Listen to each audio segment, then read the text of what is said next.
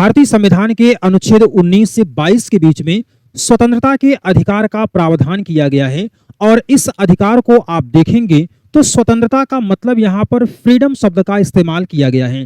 दोस्तों यहाँ पर आपको बताना ये आवश्यक है कि स्वतंत्रता की उत्पत्ति या उद्भव जो है वो 17वीं और 18वीं शताब्दी में होता है, लेकिन स्वतंत्रता का यह स्वरूप जो था उस समय नकारात्मक था। चूंकि स्वतंत्रता का मतलब सिर्फ बंधनों का अभाव नहीं होता है और बंधनों का अभाव जिस प्रकार की स्वतंत्रता में पाया जाता है उसी को हम लोग कहते हैं नकारात्मक स्वतंत्रता। इसके अलावा अगर बंधनों के अभाव के साथ साथ में युक्ति संगत प्रतिबंध पाया जाए तो इस प्रकार की स्वतंत्रता को हम लोग कहते हैं सकारात्मक स्वतंत्रता। आइए डिटेल्स में देखते हैं कि आर्टिकल 19 के अंतर्गत कौन सी महत्वपूर्ण बातें आपके एग्जाम के लिए काफी महत्वपूर्ण होती हैं। दोस्तों यहां पर आपको दिया गया है कि भारतीय संविधान के अनुच्छेद 19 से 22 के बीच में स्वतंत्रता के अधिकार का व्यापक प्रावधान किया गया है। इसके साथ साथ में अगर आप देखेंगे तो एक शब्द आपको दिया गया है कि यहां स्वतंत्रता का सकारात्मक दृष्टिकोण अपनाया गया है। सकारात्मक दृष्टिकोण का मतलब दोस्त यहां पर होता है युक्ति संगत प्रतिबंध। अगर किसी भी प्रकार की स्वतंत्रता में युक्ति संगत प्रतिबंध होने लगे तो इस प्रकार की स्वतंत्रता को ही हम लोग क्या कहते हैं, सकारात्मक स्वतंत्रता कहते हैं। लेकिन इस प्रकार की स्वतंत्रता का उद्भव जो होता है वह 19वीं शताब्दी में आपको देखने को मिलता है। राजनीतिक सिद्धांत की क्लास में भी आपने इस बात को पढ़ा हुआ है। इसके अलावा हम देखें तो यहाँ पर फ्रीडम शब्द का इस्तेमाल किया गया है और इसका मतलब होता है कि अनुचित प्रतिबंध हटे और उचित प्रतिबंध को अप्लाई किया जाए, अर्थात ऐसे प्रतिबंध लगाए जा सकते हैं जो सामाजिक हित में घातक हैं, यानी कि वो सारे प्रतिबंधों को हटाने की आवश्यकता है जो समाज के लिए खतरनाक हैं या फिर घातक साबित हो सकते हैं। स्वतंत्रता का सही मायने में अर्थ अगर देखें तो व्यक्तिगत हित और सामाजिक हित में सामंजस्य को स्थापित करना ही होता है वास्तविक रूप में स्वतंत्रता का मतलब। और इसके अलावा जब हम लोग बात करते हैं लिबर्टी की तो इसका मतलब है ये नकारात्मक स्वतंत्रता है और नकारात्मक स्वतंत्रता का मतलब बहुत आसान शब्दों में आपको समझना है कि इसका मतलब होता है बंधनों का अभाव, यानी कि जब बंधनों का अभाव हो जाए तो उसको हम लोग क्या कहते हैं, नकारात्मक स्वतंत्रता इसको कहा जाता है और इसके लिए लिबर्टी शब्द का इस्तेमाल किया जाता है। तो नकारात्मक स्वतंत्रता को व्यक्त करने के लिए लिबर्टी शब्द का इस्तेमाल करते हैं और सकारात्मक स्वतंत्रता को व्यक्त करने के लिए हम लोग फ्रीडम शब्द का इस्तेमाल यहाँ पर करते हैं। तो प्रतिबंधों का अभाव नहीं दिया गया है हमारे भारतीय संविधान में, जो प्रतिबंधों का अभाव है उसका जिक्र यहाँ पर नहीं किया गया है, बल्कि युक्ति संगत प्रतिबंधों की बात आर्टिकल 19 के अंतर्गत आपको देखने को मिल जाती है। दोस्तों इसके अलावा आपको पढ़ना है कि जो युक्ति संगत प्रतिबंध की हम लगातार बात कर रहे हैं इसको शामिल किया गया है आर्टिकल 19 के सेकंड क्लॉज में और इस व्यवस्था को अपनाया गया भारतीय संविधान के अंतर्गत होने वाले पहले संविधान संशोधन के अंतर्गत 1951 के जरिए। यहाँ पर कुछ आधार बताए गए कि इन आधारों पर स्वतंत्रता के ऊपर प्रतिबंध लगाया जा सकता है। तो कौन कौन से वो आधार हैं, जैसे लोक व्यवस्था और लोक सदाचार है, इसके आधार पर भी प्रतिबंध लगाया जा सकता है। इसके अलावा आप देखेंगे जब बात आए राज्य की सुरक्षा की तो वहां पर भी स्वतंत्रता के ऊपर प्रतिबंध लगाया जा सकता है। मित्र राष्ट्रों से मैत्रीपूर्ण संबंधों के हितों में प्रतिबंध लग सकता है। मानहानि की दशा में न्यायालय की अवमानना यानी कि कंटेम्प्ट ऑफ कोर्ट अगर है तो उस कंडीशन में भी प्रतिबंध लगाया जा सकता है। अपराध या उद्दीपन भड़काना होता है। और दोस्तों इसके अलावा सबसे महत्वपूर्ण होता है कि जब बात आए भारत की प्रभुता और अखंडता की तो निश्चित रूप से स्वतंत्रता के ऊपर प्रतिबंध लगा दिया जाता है। ये बात आपको यहाँ पर ध्यान में रखनी है।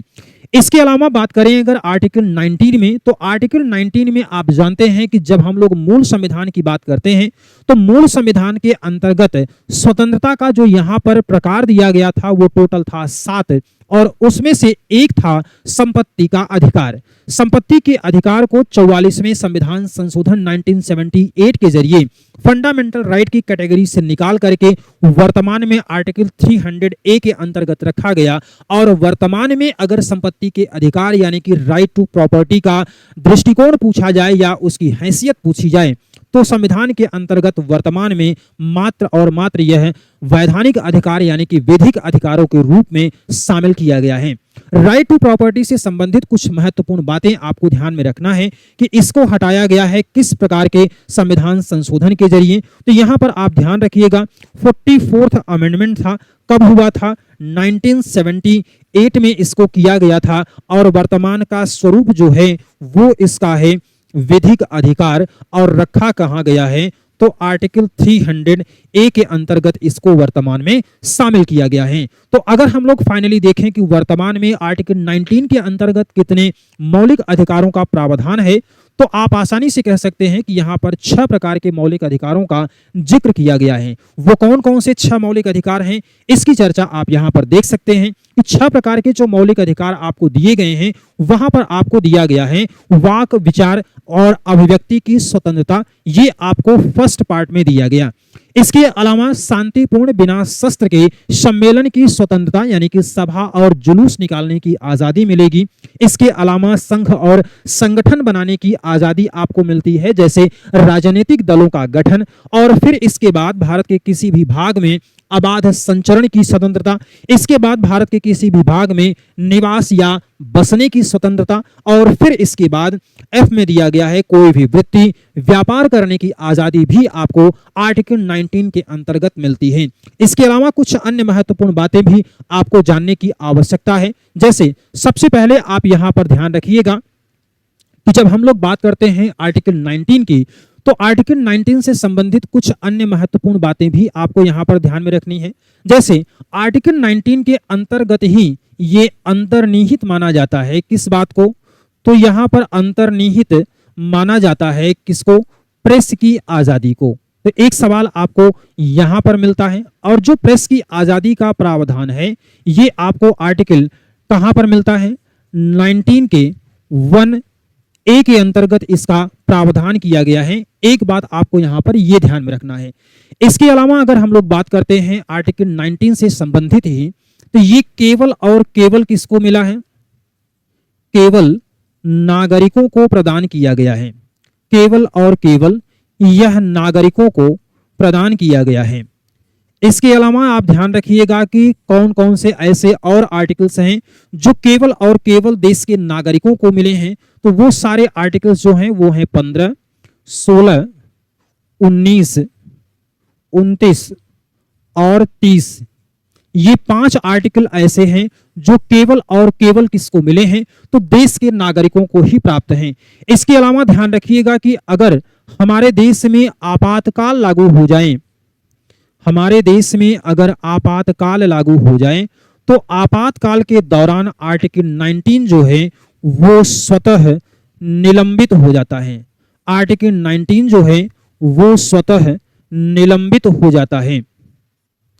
तो ये कुछ अन्य महत्वपूर्ण बातें हैं जो आपके परीक्षाओं के लिए काफी इंपॉर्टेंट होगी। ऐसे ही वीडियोस के लिए आप लर्निंग मंत्रा के ऑनलाइन पाठशाला के साथ जुड़े रहिए। चैनल पर नए हैं तो सब्सक्राइब जरूर करिए ताकि नोटिफिकेशन आपको मिलती रहेगी। मिलेंगे आपसे किसी एक नए वीडियो में इसी तरीके से। तब तक के लिए आप सभी को जय हिंद, वंदे मातरम।